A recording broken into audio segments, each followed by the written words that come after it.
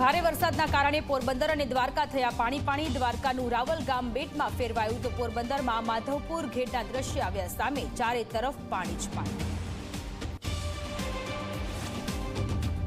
તો મેઘમહેરના કારણે ગીર સોમનાથમાં છલકાયા નદી નાળાઓ. દ્રોણેશ્વર ડેમ ઓવરફ્લો થયો તો જંજીર ધોધના આકાશી દ્રશ્ય સામે આવ્યા. સરસ્વતી નદીમાં પણ ભરપૂર પાણી. વલસાડના પહાડીમાં શિક્ષક પરિવાર પાણીના પ્રવાહમાં તણાયો. શિક્ષક બારીમાંથી બહાર નીકળતા બચ્યો જીવ. 8 વર્ષની દીકરી અને પતિ બહાર ન નીકળી શકતા થયા મોત.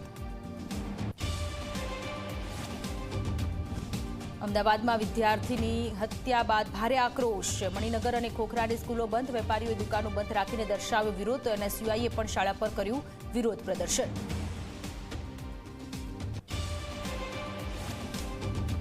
રાજકોટમાં સોશિયલ મીડિયા ઇન્ફ્લુએન્સર જન્નત મીરે કર્યો આપઘાતનો પ્રયત્ન. કુખ્યાત ઇમ્તિયાઝના ત્રાસથી પગલું ભર્યું હોવાનો પત્રમાં ઉલ્લેખ. જાનથી મારી નાખવાની ધમકી આપ્યાનો આરોપ.